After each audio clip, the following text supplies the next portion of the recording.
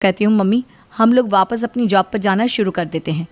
बता देते हैं इन लोगों को कि हमने प्रेगनेंसी का बहाना किया। तक आपने सुना कि कावेरी जी अपनी तीनों बेटियों ईशा, मोहिनी और सुहाना की शादी 3 घर जमाई लड़कों के साथ करवा देती है। उन्हें लगता है कि ये लड़के शायद घर का कामकाज संभाल लेंगे, लेकिन उनके तीनों घर जमाई बहुत आलसी थे।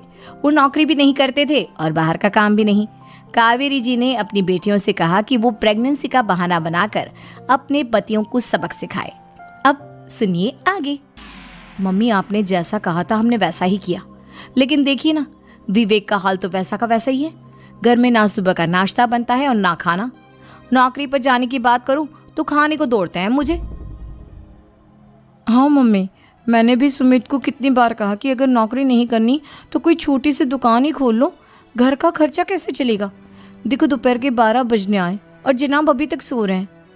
हाँ मम्मी, ईशा और सुहाना ठीक कहती हैं। अविनाश का भी यही हाल है। जब मैंने अपनी प्रेगनेंसी के बारे में कहा तो मुझसे कहने लगा, अरे दूसरी लड़कियां तो 9-9 महीने तक नौकरी करती है, बस डिलीवरी के टाइम छुट्टी लेती है। मोहिनी तुम भी नौकरी करो। अब मुझे कहाँ नौकरी मिलेगी। मम्मी बताओ अब मैं क्या करूँ। हे भगवान, क्या सोचकर घर जमाई दामाद लाई थी मैं कि मेरी बेटियां मेरे पास रहेंगी और खुश रहेंगी, लेकिन इन आलसी दामादों ने तो हमारी जिंदगी को भी प्रॉब्लम में डाल दिया है। मैं तो कहती हूँ मम्मी हम लोग वापस अपनी जॉब पर जाना शुरू कर देते हैं। बता देते हैं इन लोगों को कि हमने प्रेगनेंसी का बहाना किया है। नहीं नहीं बेटा, ऐसी गलती भी मत करना। अगर तुमने ऐसा किया तो इन तीनों की आदत और ख़राब हो जाएगी।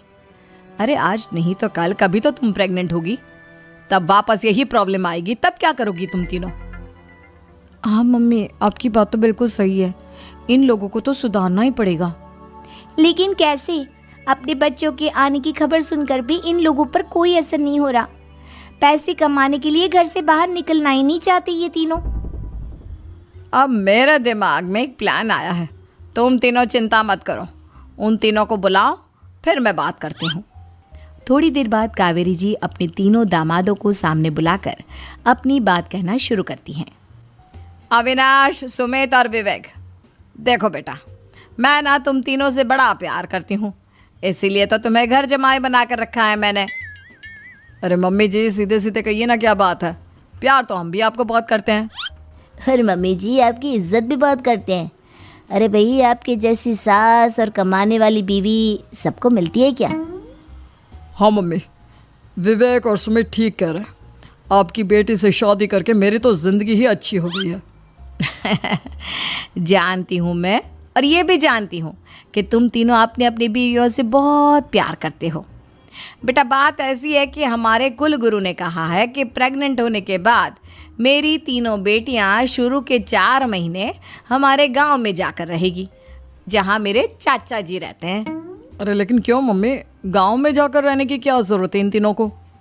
वो क्या है ना बेटा, हमारे परिवार को एक श्राप है। अगर मेरी बेटियों ने यहाँ पर बच्चा पैदा करने की कोशिश की तो उनके बच्चों को कुछ भी हो सकता है।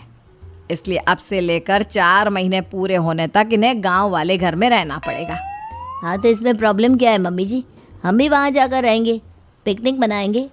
अरे भाई बीवी जहाँ हम भी वहाँ। हाँ यार, आइडिया तो बहुत अच्छा है। शहर की ज़िंदगी में रह रहकर परेशान हो चुके हैं, अब कुछ दिन गांव में बिताएंगे। तुम लोग समझने की कोशिश क्यों नहीं करते। तुम में से कोई भी वहाँ नहीं जा सकता, और मैं यहाँ रहूँगी ना तुम तीनों के साथ। 4 महीने की तो बात है, उसके बाद ये तीनों ही लौट कर आ जाएंगी। ठीक है मम्मी जी, अब हमारे बच्चों का सवाल है तो ये तो करना ही पड़ेगा। कावेरी अपनी तीनों बेटियों को कुछ दिन के लिए घर से बाहर कहीं दूसरे शहर में रहने के लिए भेज देती है। कुछ दिनों के बाद, अरे मम्मी जी बहुत दिन से पिज्ज़ा नहीं खाया, मंगवाइए ना।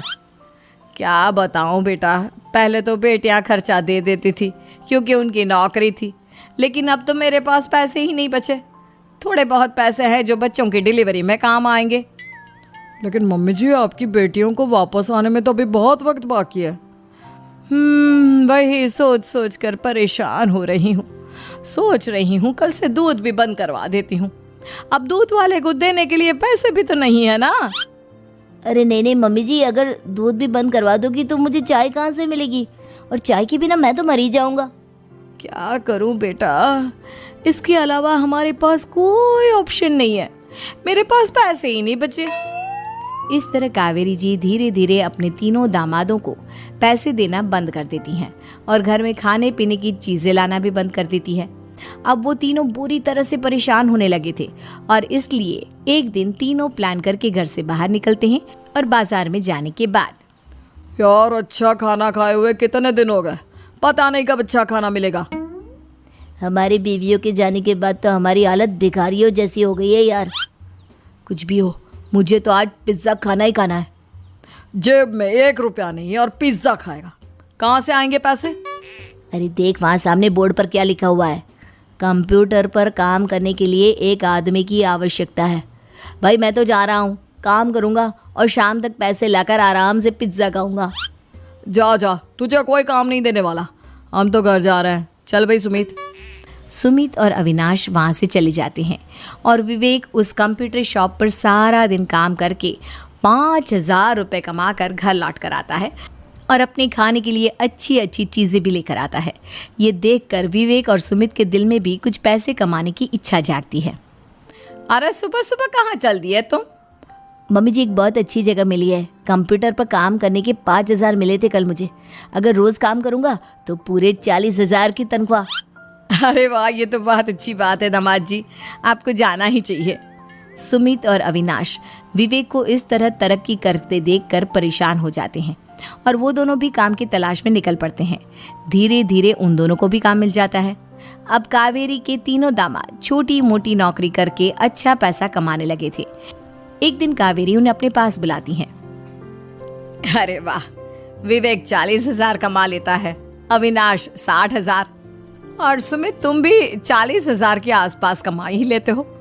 कुल मिलाकर तुम अच्छे खासे पैसे कमा रहे हो बेटा।